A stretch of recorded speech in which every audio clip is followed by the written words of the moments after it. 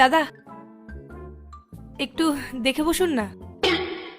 ও sorry sorry, এবার ঠিক আছে না?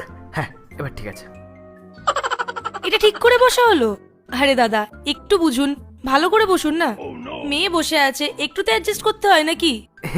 সরি সরি, দাঁড়ান দাঁড়ান, আমি কিছু করছি। এই যে এদিকে, আমি না পাটাকে এদিকে করে নিই। নিন। আরে দাদা কি করছেন আপনি বারবার? একটু ঠিক করে বসুন না। কখনো আমার পা ভেতরে দিয়ে দিচ্ছেন, কখনো নিজের পা ভেতরে দিয়ে দিচ্ছেন, কখনো এমন ক্রিস ক্রস করে দিচ্ছেন। কি করছেনটা কি? আচ্ছা সত্যি করে বলুন তো, আপনি কি এগুলো জেনে বুঝে করছেন? একে তো এত গরম লাগছে, তারপর এমন পায়ের সাথে পা ঠেকিয়ে বসছে। আরে না না ম্যাডাম, আমি আর জেনে বুঝে একদমই না।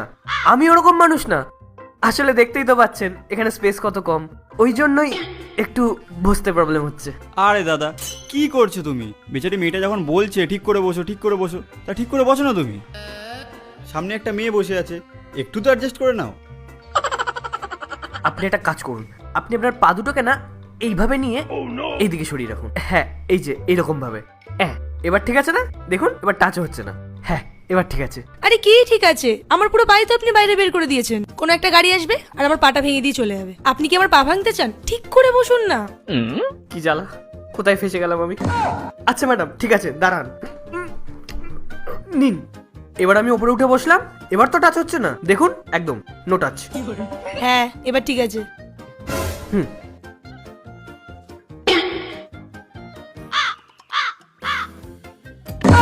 ধুর, আরে দাদা সরুন। কখনো পা ঠিক করে রাখতে পারছেন না, কখনো গায়ে পড়ে যাচ্ছেন। যেই মেয়ে দেখলেন অমনি ফ্লার্ট করা শুরু হয়ে গেল। তখন থেকে একই কথা বলে যাচ্ছি, আপনি কি শুনতে পাচ্ছেন না? কখন থেকে বলছি ঠিক করে বসুন, ঠিক করে বসুন। আপনি কি ঠিক করে বসতে পারেন না?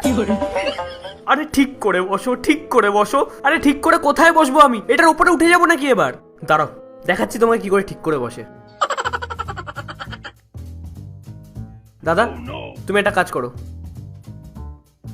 আমাকে ঠিক করে বসাও তো।